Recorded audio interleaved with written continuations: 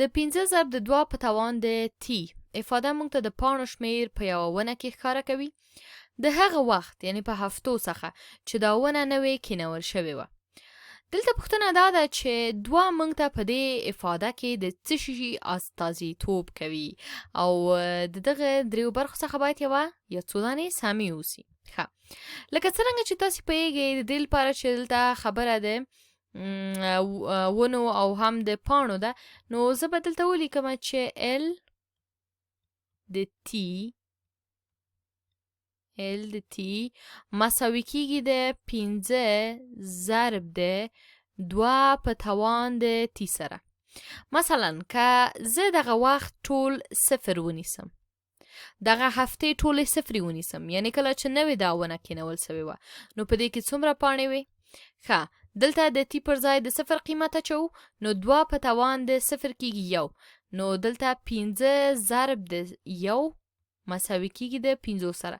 کله چې نوې دغه ونه کینول سوې وه نو په دې کې دغه 15 دانې پاڼې موجودې وي.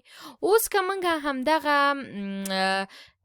تی ته یو قیمت ورکو یعنی وروسته د دې نه چې یوه اونۍ تیریږي نو دلته 15 ضرب د تی پر ځای یو قیمت اچو 2 په توان د یو کیږي 2 15 ضرب د 2 مساوي کیږي د 10 سره.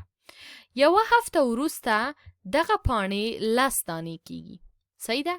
او کله چې موږ په دې کې د 2 قیمت اچو یعنی ال 2 لیکو. صحیح ده؟ د تی پر ځای د 2 قیمت نو 15 ضرب د 2 په توان د 2 کیږي 4 15 ضرب د 4 مساوي کیږي د 20 سره. اوس تاسې پوهیږئ چې په دغه افاده کې دغه 15 چې کوم دي دا هغه لومړنی قیمت دی یا لومړنی نقطه ده چې د دغه تابع خط یې د وای په محور په سر قطع کوي.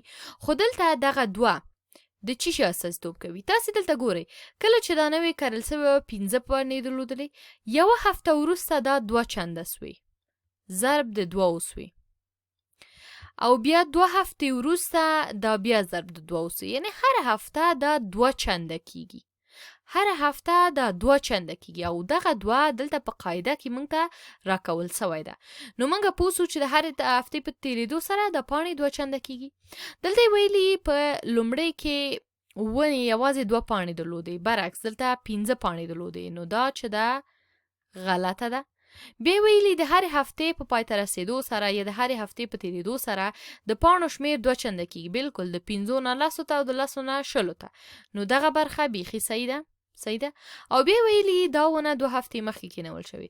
دلته په پوښتنه کې موږ ته د ونې د کینولو وخت یا د ونې د کرلو وخت نه ده راکول سوی نو کوم چې زموږ کار و او کومه برخه چې زموږ په کار و دغه دویمه برخه وه چې د هرې هفتې په تیریدو سره دغه پاڼې 2 چنده کیږي.